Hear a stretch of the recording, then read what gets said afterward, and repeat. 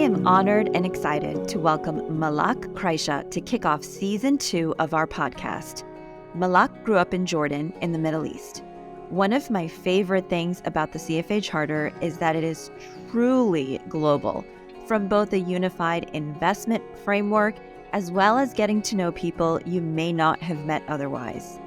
Malak currently works in the fintech and venture capital space, and I really want to explore this further because this is a non-traditional path for CFA charter holders.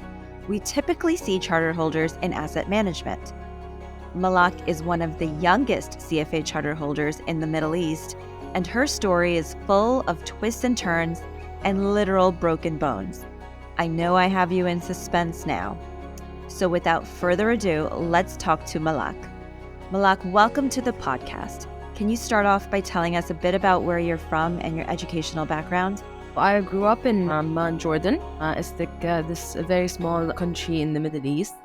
I studied high school actually in Arabic, and then I went on to pursue my undergraduate studies in the American University of Madaba. I did my undergraduate studies in banking and finance. In banking and finance, you're taught early on about the CFA and significance of the charter within the industry. So it was always something that we aspired to. It was always this challenge, this mountain Everest kind of situation on how I looked at the charter.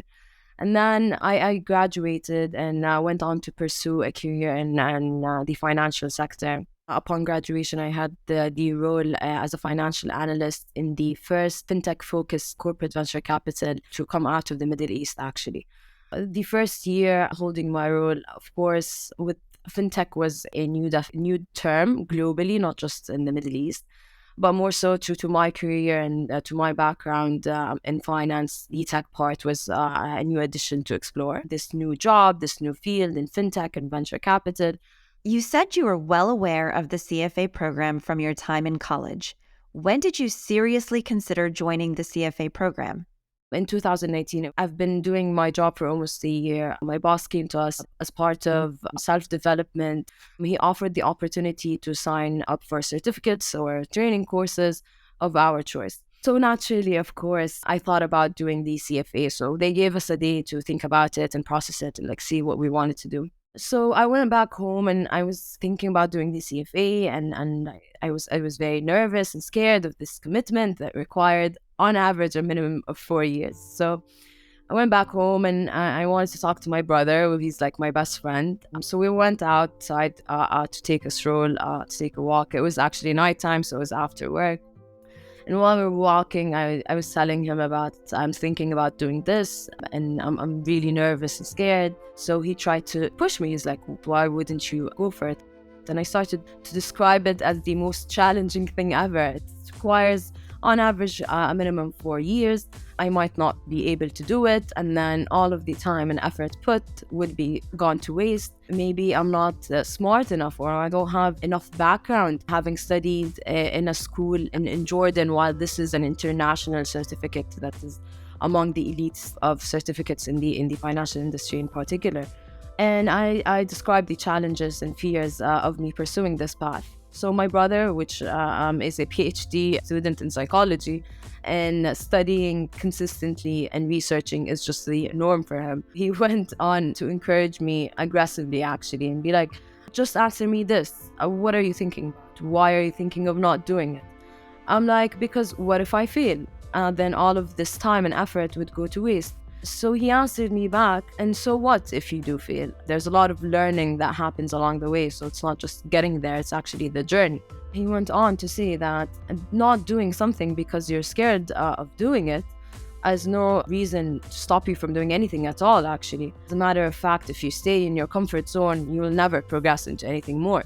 So we should always take risks, even if you don't know what kind of payoff you'll have from them. That's the only way to explore them. So I went on and was with his encouragement, and I was hesitant and scared and very anxious about it, but I went on to do it, and I had a very supportive team and a supportive family. The first time doing it, actually, because you're not sure what to expect, so a lot of pressure comes with that. It's your first time. I remember the exam in Jordan. It This was when the exam was paper-based, so it only happened once a year in Jordan, and that date already passed, so I can only register if I wanted to do it at the next date. I can only register to do it in December in another country. That's in the Emirates, a close country to ours. And so I registered, and coincidentally, the exam was actually on my birthday weekend, so I couldn't celebrate naturally. I booked a hotel right next to the exam venue, and I got there 2 days prior, and I just locked myself in the hotel room. Probably not very healthy, but just needed something to waste the time because I was so nervous. And then exam day comes, and let me tell you, I've prepared quite a lot, to be honest, but you still feel like you haven't done enough because the material is so voluminous and you can't really get a grasp on everything, nor do you really have to, But anyways, I got there, and it was honestly a mesmerizing experience because it was this huge venue. It was like, I think, like a hangar for airplanes where they park or something like this. It was massive. At least 1,000 candidates were there, or perhaps that's how I perceived it. And then you had people from all nationalities, all ages, all backgrounds, just so diverse, going in to sit for this exam. And I remember as I was seated in this massive room, the sun was rising and it was like hitting my eye before like I got my paper and I started off with the exam. I remember a few hours after, when I like took off my eyes off of the paper and lifted my head, the sun was setting behind me, so that a lot of time has passed. It was a really unique experience. And then I went home. Of course, you don't know how you performed. Thankfully, I passed and within the 19th percentile, which I love telling this story because sometimes even if you don't feel the confidence, if you put on the work and you do everything, you might just be doubting yourself, but that doesn't mean you won't outperform. And so it was amazing passing level 1 with the 19th percentile. I had to celebrate and everything. And I took for the second part. The second part played out a bit differently because it was playing out during COVID and the restrictions and passing of exam dates and cancellations. So it was a mental challenge. We also had restrictions and we had to work from home, which is, I believe, the case for many people. So I would wake up at home and then, for level 1, I remember I would like sneak in study hours before the start of the day at work, in the office, and afterwards. Sometimes because I had a full-time job, I would actually wake up at like 2 a.m. or 3 a.m. and start off my day studying because I preferred studying in the earlier hours of the morning. And then I would finish my work, study for another 1 or 2 hours, and then go to the gym because I believe that really helps you distress and just like refresh for the next day, and then sleep off and then repeat. But in the case of my level 2 exam during COVID, I would actually wake up from bed in my bedroom and then sit on this home office that I set up like right next to my bed and start working and then studying and then just go to sleep. It was quite the different setup, so it was more of a challenge. Malak, first of all, congratulations on level 1. You doubted yourself, but you pulled off 90th percentile. I also love the advice your brother gave you. The journey itself makes it worth it. Now let's turn to your experience with level 2. That is a very different experience going from the pre to post-COVID world. So much has changed. Was this change the biggest obstacle you had to overcome? Actually, one of the biggest obstacles I had to overcome during my CFA journey was doing level 2, and I was 2 months prior to the exam. So I try to maintain an active life. So I do, and I like integrate hobbies so that I'm able to shut off work or studying and then focus my mind on something else. So I play calisthenics, which is high intensity kind of workouts from gymnastics. And then I also do horse riding. Jordan has one of the nicest weathers in the world. It's a very moderate weather. The majority of Jordan, by the way, is desert-like, and we have a thing for horses. The open spaces really allow you to ride in open air, and the weather just really helps, which is beautiful. So sports outdoors are very common. We have a very natural, serene kind of backdrop in Jordan. And during that time, I was training for a show jumping, which is basically where you ride over obstacles across the course. So I ride off outside the city in this place. At some point, I missed my jump. I mistimed my jump because it's really split-second kind of situation where the horse is jumping off and then you have to lift your body kind of a bit over the horse. And I mistimed that. And I remember just walking, opening my eyes, and everything was so bright. I had fell off of the horse. And I remember looking at my hand, it was as if someone took out the stuffing from a doll. It was just like hanging. So basically, what happened is I fell off head first, and then all of my body weight on my wrist. It was a bit of a shock to everyone that was riding along on the course. I can't even imagine how painful that must have been, and shocking. Did they have medical staff on call to treat you immediately? Because it was far off from the city, one of my friends had to drive her car inside the arena where we were riding and just carry me over and put me in the car. And it was like a 45-minute drive in the peak hours of traffic, sadly. I'm not sure if you ever broke a bone, but the thing about breaking bones, it's not like this pain that comes and goes. It's this constant pain that carries out. And then, so I was taken to the hospital and I had to do emergency right away. Full anesthesia. They had to operate on my hand and they had to put it back. And I wouldn't get into the messy details of that story. But the problem with that is it was so close up to the exam that I had already put a lot of effort into the exam. So much, and like bypassing all of the COVID restrictions and the challenges and the mental effort. So coming back, I took from the hospital, I took a few days off, to be honest, and I was still on like heavy pain medication. And I got back on the horse, if one might say, and I started studying again. And it was really funny at times. I was laughing on my own because I would be studying with one arm and like holding the calculator in one arm and like barely able to move. Maybe I wasn't able to do a math at that time, so I opted for studying ethics instead. And so I continued, and to be honest, looking back at that period, I'm not sure if I actually was able to retain any information having been on so much medication. However, it really helped me maintain my focus. It helped me maintain my grit and remember like which path I'm on, which is great. Studying is like practicing anything. It's like going to the gym, sometimes you want to do it, it's fun, you're looking forward to it. Other times you really don't want to go, or you're tired, or you're burnt out. But it's all about this creating this habit and consistency of always showing up, no matter the level of effort you put. So that was that. And I actually seated to the exam. Experience was quite different this time because we're still coming out of COVID. And at this time, it was the first time the exams were computer-based or computerized. So it was a very much more individualistic experience, meaning that you got there, you started off when the process for you individually was over, it was done. So you got your name, you registered, whatever. So you walk into your computer, you start on your own timing. So when I walked in, a lot of people already had started. And then the exam was over a period of 10 days, so less candidates per day. So it was much more different experience. And you had to wear masks throughout the exam, which a weird experience, to be honest. And that was that. It was very exciting to pass, especially for level 2, because honestly, level 2 is, to me at least, it was challenging in terms of it's new material, it's more technical than level 1. You have a lot of new terms and definitions and concepts that are introduced to you. And then it's the material is more voluminous than level 1. At least that's how I felt. Having had a broken finger in the past, I do understand the level of pain you need to endure. It's amazing you were able to buckle down and pass level 2 after going through such a shocking experience. Hopefully level 3 was a bit less dramatic for you. Tell us a bit about how it was different. For level 3, I believe the challenge came in differently because I was more advanced in my career. So I had more responsibilities. Some of them I could not shift or hand over to someone else.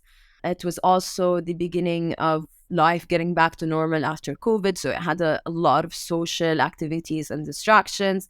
And I was at this point in my life where a lot of my friends were getting married or having kids. So there were a lot of social commitments as well.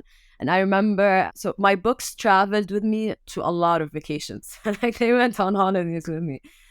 I remember 1 month before my level 3 exam, I actually took my books with me on my best friend's bachelorette. And I would actually be on the beach studying for my exam and then closing my books and partying with the girls. So it's just, I was really committed to my studying, but I was also committed to myself. And I knew for me personally, at least that's how it worked. You had to have a study schedule that was dynamic. You had to place it around your life in a way that because you're studying for a minimum of 3 years, you have to make it work for you. You have to still live and be there for yourself, have time for yourself, have time to disconnect and refresh. And so I would take frequent breaks, but I would also consistently study for a very long time. I actually, for level 3, the CFA Institute sent us out an email saying that for this year, we are giving candidates an option to postpone the exam because I felt I wasn't prepared. I really thought it over and I was thinking about postponing, but I didn't. I'm like, I will try my best and make this work. And if it doesn't, it doesn't. And that's all right. And I didn't postpone and I actually ended up passing. So you have to have confidence in yourself. You have to try and you have to be, I think, the number one advice I would give is you have to be okay with failing. Because if I stopped because I was scared of failing, I wouldn't have pursued the CFA. And I am actually now one of the youngest charter holders in Jordan. I finished my charter at the age of 25, which is just one of, I believe, my biggest accomplishments. And it was an amazing journey that really taught me it wasn't just the material. It taught me a lot of self-discipline. It showed me, now I have more confidence in undertaking new challenges and how I carry myself along the way as well. Congrats on accomplishing all of that at such a young age. It's really inspirational. I'm curious though, venture capitalism isn't a typical role for a CFA charter holder. Do you actually feel having the charter benefits you in your current role? Absolutely. So I've actually heard that from a lot of people, a lot of other candidates that come up to me, my peers in the industry that come up to me and tell me, do you really benefit from having a charter holder as a venture capitalist? And like I mentioned before, it's really about self-development and learning and always seeking knowledge. And I promise you, like I swear, knowing this today, even if you're not seated for the exam, the material is worth every penny. The books are just amazing. There is no pool of knowledge that's organized in this ideal way anywhere, at least not that I've come across it. And I tell you this because there were a lot of instances where there's something like a piece of information that I already know, but I want to double check. So I search it online, or I want to look for a complementing piece of information. So I go and I search online, and it's so hard to find that piece of information in an organized, direct manner. So easy to go back to my books and just find it where I want it, right there, and communicated very clearly. And I tell you this from numerous experiences. And it's also very important to learn how to think in other disciplines within the financial industry. So not to have that just one aspect or one way of looking at things. You learn how you can think about the 10 topics within level 1 and level 2 that focus on quantitative methods, research. You think about economics, and you think about reporting and derivatives and the capital markets, and you know all of these, and ethics. All of these play out a role in any role that you take or any profession that you're pursuing. And it's very important to have these different ways of thinking about things. So in venture capital, we do a lot of research. We're working with people, so you require a level of knowledge on ethics and how to interact with people, on reporting, because you're looking at financial statements all the time. You want to have a deeper ability to extract insights from statements of portfolio companies, or able to develop projections for those portfolio companies so that you're able to value them or compare them. So it's many things. And actually, I can give you a very recent example of how the charter helped advance myself in my role, or played a role in my day-to-day work. I was actually recently working on developing the investment policy statement for our fund. And I directly, knowing this, it was in level 3 CFA material under the institutional investors and how to manage institutional investors. And you find it there, kind of, to be honest, a step-by-step guide on how to develop it and build it, asking the right questions and then just filling in the answers. So it really gave me a lot of shortcuts to deliver something that is A-class. I absolutely agree with everything you mentioned. The CFA program is like a lifelong toolkit that you can just keep going back to. The curriculum also evolves with changing times. Malak, you are a shining star, and I wish you the very best of success in your career. Thank you for being vulnerable and sharing your story with us. I know many people will be inspired.